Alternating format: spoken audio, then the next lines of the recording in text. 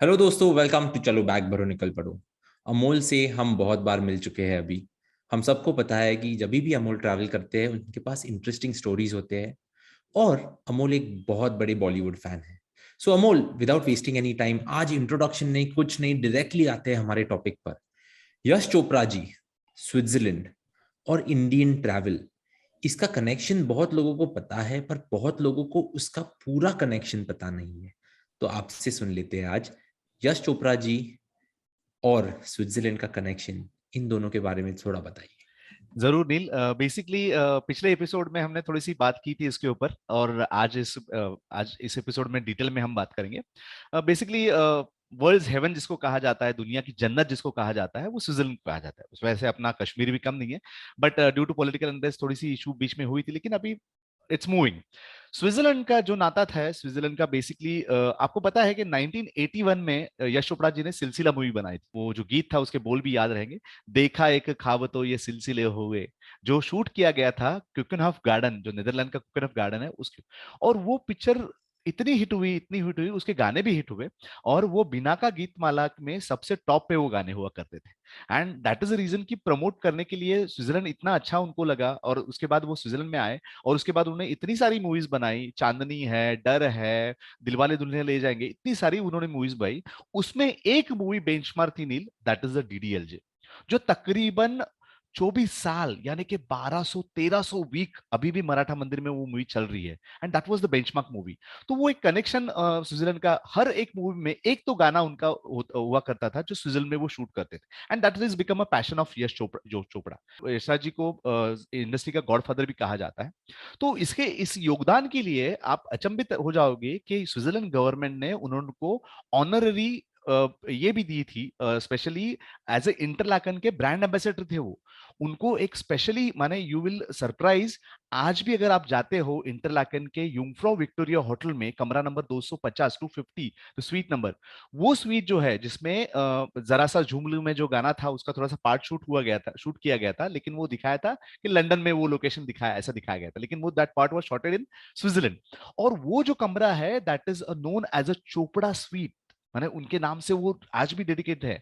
उसके अलावा जब 2012 में उनकी अनफॉर्चुनेट डेथ होगी, उसके बाद 2085 उनकी जो एनिवर्सरी थी, उस समय 2016 में उनका 250 केजी का ब्रॉन्ज का स्टैचू, जो इंटरलाकेन की कांग्रेस है उसके वहां पे, यानी कि जो कसिनो है, क्रिशल कसिनो है, उसके बाजू में उनका एक स्पेशल स्टैचू लगवाया गया। And that was the great thing. Apart from that, its top of the this thing कि उनके नाम से एक ट्रेन है। यूंगफ्रॉ रेलवेज ने उनके सिग्नेचर के साथ, यश चोपड़ा इस सिग्नेचर के साथ, उनको वो ट्रेन वहां पे, आज भी वो ट्रेन है वहां पे, उनके सिग्नेचर्स है। ये सिर्फ और सिर्फ आफ्टर एडोल्फ ह्यूगर के बाद उनको ये किताब मिला था, यानी कि वन ऑफ द बेंचमार्क है। और ये तो हुआ है ही। और उतना होने के बाद भी वहां पे एक लेक है जिसका नाम है चोपड़ा लेक। तो मुझे बताइए कि इतनी सारी ये है। और थैंक्स टू यश चोपड़ा कि उन्होंने स्विट्जर अपनी पिक्चरों के जरिए हमको वहां का स्विट्जरलैंड का नजारा दिखाया। उस जमाने में पॉसिबल नहीं था। नहीं, 94 90s की बात करें तो it was very costly affair for every middle class person to go to Switzerland. But उन्होंने उनकी पिक्चर के जरिए हमको वो दिखाया और एस्पायर किया कि आप भी यहाँ पे जा सकते हो। आज की तारीख में देखते हैं तो कम से कम 6.5 से 5 लाख लोग वहां पे हर साल जाते हैं। एंड थैंक्स टू यश चोपड़ा जी, इतना ही नहीं कि टॉप ऑफ यूंगफ्रॉ जब जाते हो तो वहां पे बॉलीवुड नाम का रेस्टोरेंट है जहां पे हम खाना खाते हैं नील। एंड वो उसकी वजह से आप जितने भी टिटलिस में जाओगे तो वहां पे किसी और भाषा में आपको डायरेक्शन बोर्ड नहीं दिखेंगे, लेकिन वहां पे आपको जरूर दिखाएगा कि वर्ल्ड के विश्व प्रसिद्ध गोंडोला में आपका हार्दिक स्वागत है। जब ये देखते हो ना तो आपका सीना फूल जाता है, and you will feel very proud about the this thing. तो ये सारी चीजें just because of Yash Chopra ji हमको आज स्विट्जरलैंड में मिली। Switzerland government is very oblige to have a relation with this thing Yash Chopra ji. और उनके बाद जो अगर ये आगे लेगेसी थोड़ा सा करण जौहर वगैरह बाकी जो प्रोड्यूसर है वो लेके जा रहे हैं। बट पिछले साल, अपने 2 साल कोविड के पहले अगर देखा रहेगा, Switzerland government has sign agreement with Ranveer Singh, which is Bollywood के सबसे टॉप एक्टर थे। उनके साथ बहुत सारी लोकेशन, बहुत सारे लेक्स या बहुत सारे शैलेज में वहां पे उनको शूट किया गया और वो उनको ब्रांड एम्बेसडर बनाया गया। तो आज भी स्विट्जरलैंड गवर्नमेंट भारत के ऊपर बहुत डिपेंड करता है to promote their this thing. और जैसे मैंने कहा कि not only Switzerland government promote करता है, तो उनको अभी सब्सिडीज भी देता है। यानी कि अगर किसी को पिक्चर प्रमोट करनी है, शूट करनी है, तो give special incentive for that particular producer. So उनको भी काम करने के लिए मजा आता है, एंड दे हैव पहले कैसे था, ये बहुत महंगा जाता था, पूरे क्रू 40 या 50 लोगों को क्रू को लेके जाना, वहां पे ये करना। लेकिन अभी वो गवर्नमेंट भी अप्रोच कर रही है कि अभी बेसिकली आप यहाँ पे आओ, शूट करो एंड यू कैन प्रमोट। इससे क्या होता है ना नील, बेसिकली वो डेस्टिनेशन बहुत प्रमोट होता है। आपको पता है कि माउंट एटलस इतना ये नहीं था, फेमस नहीं था। वहां पे जो बेसिकली लोग जो है अभी बॉलीवुड टूरिज्म, यानी कि बॉलीवुड टूर्स वहां पे स्विट्जरलैंड में निकलती है, just because of the contribution of the Yash Chopra ji, उन्होंने ये सारा किया।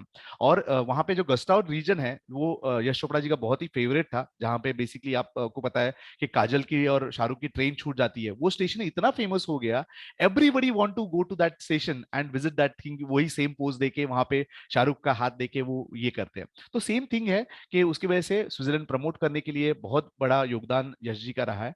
तो that was the connection in between the Bollywood and Yashraj ji, in between the Switzerland. Great Amol, आपकी आवाज में वो पैशन दिख जाती है और आपका जो बॉलीवुड का लव है वो दिख जाता है। एंड आई थिंक मैं भी ये कहूंगा कि यश चोपड़ा जी ने ऑफ कोर्स हमें स्विट्जरलैंड दिखाया, पर जी दुनिया को बॉलीवुड भी दिखाया। और जी उसी के कारण आज हम जब लंदन में मैडाम तुसाउद म्यूजियम में जाते हैं, तभी बॉलीवुड का एक बहुत बड़ा सेक्शन है। जी, पहले ऐसे होता था कि हॉलीवुड का बहुत बड़ा सेक्शन था करेक्ट और एक शाहरुख खान या ऐश्वर्या राय इनका ही करेक्ट वैक्स स्टैचू था। करेक्ट। पर आज बॉलीवुड का एक बहुत बड़ा सेक्शन है। और मैं जब भी मैडाम तुसाउद्स एक टूर के साथ मैं एज अ टूर मैनेजर जाता हूँ, तब एक सेंस ऑफ प्राइड आता है, क्योंकि बॉलीवुड का सेक्शन कभी कभी ज्यादा इंटरेस्ट लेता है as compare to Hollywood, as compare to all of the other sections. और आई थिंक यश चोपड़ा जी ने of course has a big contribution. और जैसे आपने कहा कि Switzerland has recognised his contribution in many many ways. चलो करेक्ट। जाते जाते आपसे एक और सवाल पूछ लेते हैं, और जी वो है ऐसे ही थोड़े off beat Bollywood travel destinations हमें बताइए जहां पे बॉलीवुड मूवी शूट हुए हैं, और बॉलीवुड मूवीज, इन बॉलीवुड मूवीज के कारण हम भी हमारी बकेट लिस्ट बना लेते हैं। Correct, definitely. बेसिकली मैं तो यूरोप का बहुत बड़ा फैन हूँ। यूरोप की जितनी भी लोकेशंस है, जितनी भी कंट्रीज है, every single has the different all together एक ग्लैमर है उसकी। तो मैं शुरुआत करूंगा, रॉकस्टार जो मूवी आई थी, जो प्राग में शूट हुई थी और पूरा शूटिंग वहीं पे था, तो प्राग एक ऑफबीट डेस्टिनेशन है जो हमारे टूर में भी होता है। Then afterwards coming to Budapest. बहुत लोगों को पता नहीं है कि बुडापेस्ट में जो चेन ब्रिज है, वहीं पे हम दिल दे चुके सनम का जो शूटिंग हुआ था, जो नंदिनी बोल के जो चिल्लाता है and अजय देवगन के पीछे वो भागती आती है। एंड देन आफ्टरवर्ड्स पीके। पीके में जो बेसिकली अनुष्का शर्मा एंड इनका जो पहले सीक्वेंस दिखाया गया था, तो वो सारा जो है ब्रुक्स, जो बेसिकली बेल्जियम के यहाँ पे आता है। तो then afterwards coming to the सबसे इंपॉर्टेंट नील, हमारी एक सेपरेट टूर है जो बेसिकली ऑर्बिट के लिए है, that is Iceland. Dilwale movie आपने देखी रहेगी, शाहरुख एंड काजोल की, द एंटायर सॉन्ग, और उसी लोकेशन पे जाके उसी पोज में हम वहां पे खड़े रह सकते हैं। That was the waterfall, the वो जहाँ पे वो एक जो एरोप्लेन वहां पे ब्लैक सी के यहाँ पे वो ये है, तो वो सारी चीजें वहां पे हम वो देखते हैं। And Iceland is a orbit destination, of course आपको पता है कि वो सारा वहां पे, तो वो सारी चीजें हम हमारी आइटिनरी कर सकते हैं। So basically these are the few orbit destination. उसमें उसके बाद आते हैं, जैसे हम इंडिया में घूमते हैं, जवानी है दीवानी में आपने सारे बहुत सारे लोकेशंस देखे हैं, जो राजस्थान की लोकेशंस है, वो सारे लोकेशंस है हमारे। बेसिकली मनाली का थोड़ा सा शूटिंग है उसमें, वो भी सारे लोकेशंस हम कवर करते हैं। तो ये सारे ऑर्बिट डेस्टिनेशन है जो हमारे इसमें हम कवर कर सकते हैं।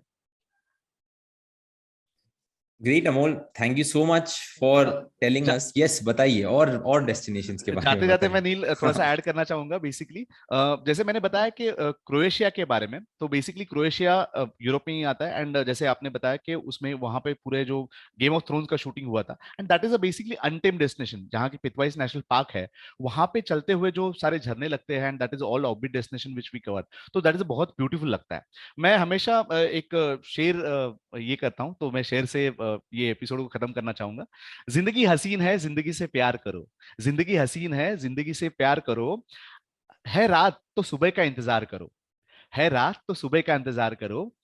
वो पल भी आएगा जिसका इंतजार है आपको। वो पल भी आएगा जिसका इंतजार है आपको। अगर यूरोप देखना है तो सिर्फ और सिर्फ वीणा वर्ल्ड पे एतबार करो। वीणा वर्ल्ड पे एतबार करो। तो thank you Neel, thank you for this. इससे ही एंड करेंगे। Thank you very much everyone for listening. और जैसे अमोल ने कहा, जिंदगी हसीन है, जिंदगी एंजॉय करो, वैसे ही हम वीना वर्ल्ड में हम कहते हैं ट्रैवल, एक्सप्लोर, सेलिब्रेट लाइफ। तो लाइफ जरूर सेलिब्रेट कीजिए। मिलेंगे अगली बार। Thank you so much, take care and see you next time. Bye. Thank you.